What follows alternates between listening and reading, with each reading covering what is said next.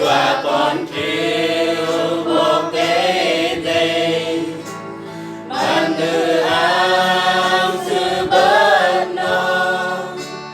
tôi lòng bạc lòng ta tôi vô tha anh có chết rắc lòng bạc lòng so nó luôn ở in tâm ta ta ta bên kia anh có chết rắc lòng bạc lòng so nó Tin Chúa nói sự an tâm mang bên em.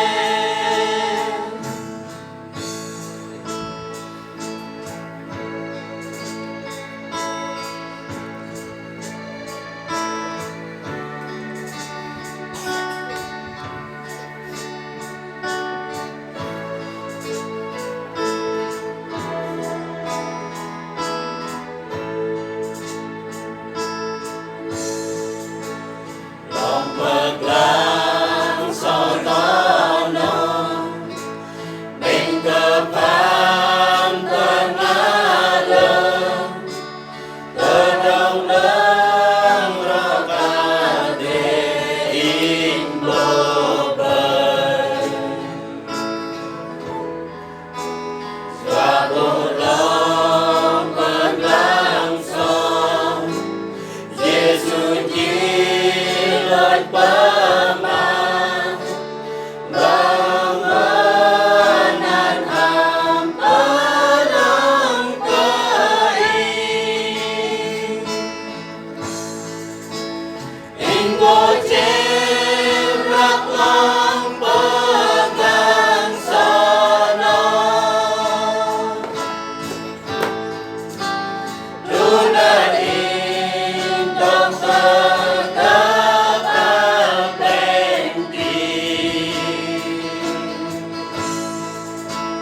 anh có chết rắc lòng ba gan sa nó Tin Chúa nói sự an tâm mang bên em. In quê cơ chắp linh làm thăm lòng bớt lòng so nó in nhập tới lòng mơ lâu để làm hình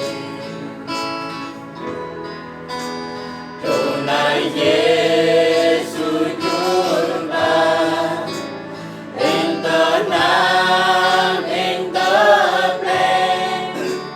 an in tớ lòng mơ sẽ linh lạc in có chết